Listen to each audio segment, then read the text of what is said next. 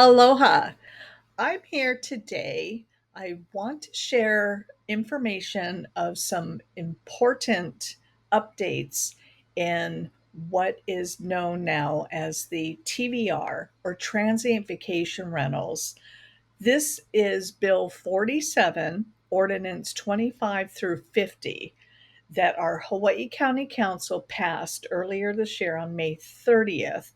Our county Mayor Kimo Alameda signed this in June, and it is now tentatively effective December 20th. However, in a meeting or webinar that was held a couple weeks ago with the council members who have done all these drafts and gotten to this point of it all, they're thinking that potentially this is going to have to actually have an effective start date in 2026, potentially perhaps the first quarter. Um, what's important about this, I'm going to discuss, and transient vacation rentals here on Hawaii Island, what those definitions are, the host of registration, and the enforcement is going to be a big deal going forward.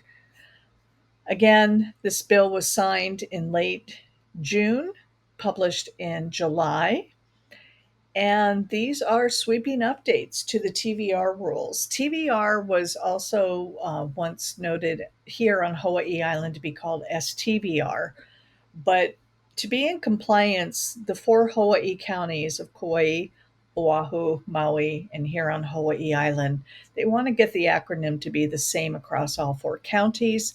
So going forward, it will now be TVR. What those definitions are, the registration, the operations, and again, the enforcement. This covers both hosted and unhosted TVRs. And what is going to be the biggest compliance and change for this is that what's new is that you have to register should you have hosted or unhosted TVRs. The purpose of the new ordinance, if this is amending Chapter 6 of the Hawaii County Council Code and creates new articles for TVRs, standardizes the terminology, as I mentioned, and registration going forward. Again, sets definitions, the requirements, the operational standards, and the enforcement. And I can't overemphasize more the enforcement, as the Hawaii County Council wants basically just more control and better fiscal management of who's doing what. And of course, everybody has their own impressions of that, but this is what will be the new reality coming soon. So, key definitions: transient vacation rentals, a dwelling rented for less than 180 days, 6 months or less for money or value. Excludes hotels, motel inns, which we really don't have here in Hawaii or on Hawaii Island, timeshares, and tents. Hosted TVRs, host principal home is on the same property and present during the stay. That is hosted. Unhosted TVR obviously does not live on site.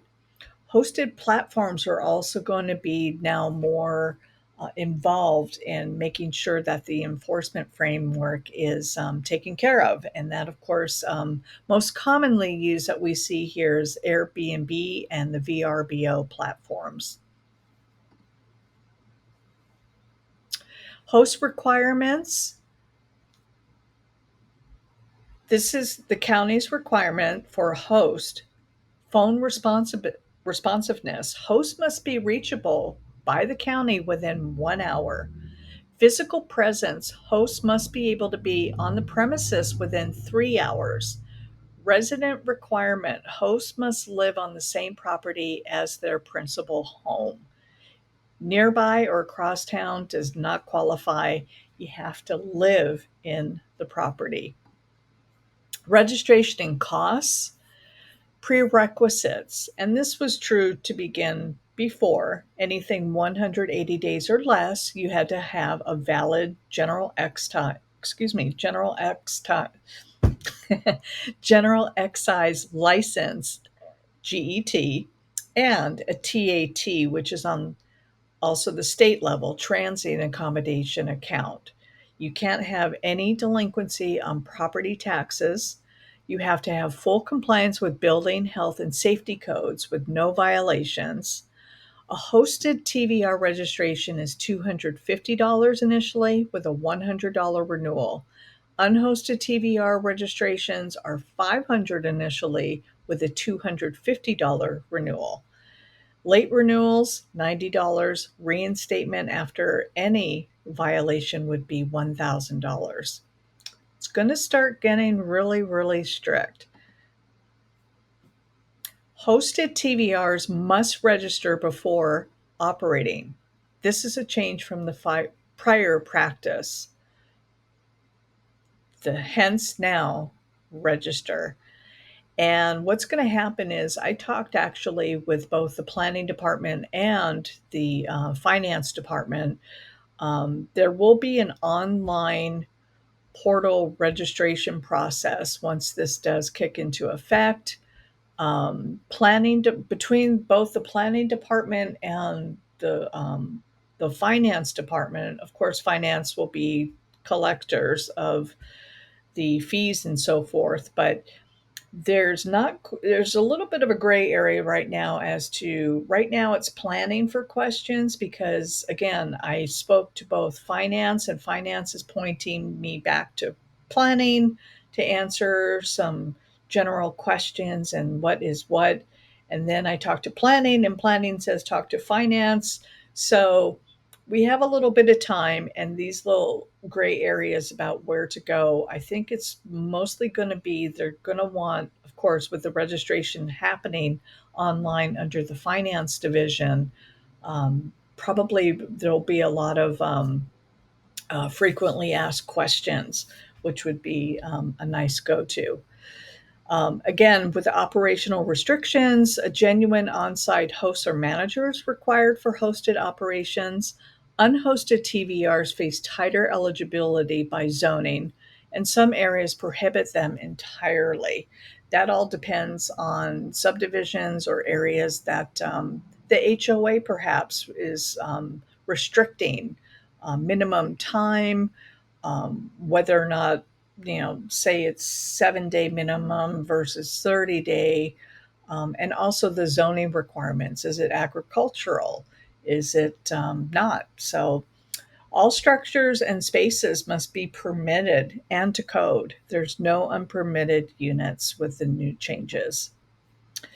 So the enforcement mechanisms, both liabilities could fall on the property owner and the host. Monetary penalties include unpaid fines, can lead to civil action and property liens, formal appeals processed via the planning director due process. The county may seek injunction relief to stop unregistered activity immediately. Penalties are going to be pretty stringent and steep. For noncompliance, fines could be $500 to $1,000 per day. Registration revocation for repeat violations. Platform accountability action lists unregistered and unlicensed TVRs. So, what this means for you, if you're interested in this, verify your TVR eligibility and registration status before listing or even buying a property. Stay current on GETAT permits and code compliance to avoid issues. Maintain documentation to demonstrate hosted presence and responsiveness. And, as I mentioned earlier, consult Hawaiʻi County planning for official current requirements. Again, I had a little ping-ponging going back there between finance and planning, but they were very good about it. The two representatives I spoke with, and it's just until all this gets hashed out and will make more sense. A little update on resort nodes. So, with what the county was really only responsible for before was anything that for finance and acquiring a permit in a resort node for 30-day or less accommodations.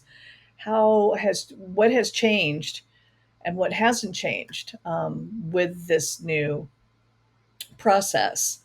So still allows unhosted TVRs. So, of course, if you're in a resort node, say you call me and say, Renee, I'm interested in potentially purchasing a property. Is this property within a resort node and can I do any length of stay? Well, unless the HOA specifically within that complex wants a minimum 7 day, you're technically able to do any length of stay that you want when your property is within a resort node. So I have maps for that. I have lists. I can share that with you. You need a registration required to operate the TVR registration.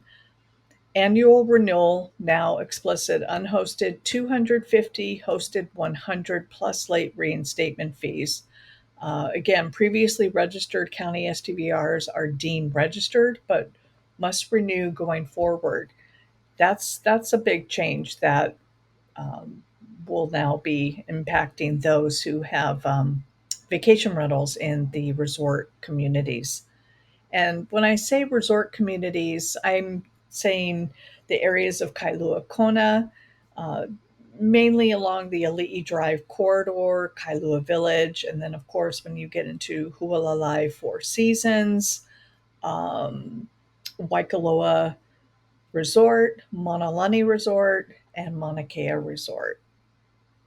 And there are a few pockets that are on the Mauka or mountain side here in Kailua Kona that have pockets of the ability to be doing in a residential community doing a TVR. And I also have that on a list if you're interested. You can ask me about that. I think I jumped ahead here. Here we go. Operations under a valid use or special permit are deemed registered and otherwise exempt. Registration number still issued, like a placard.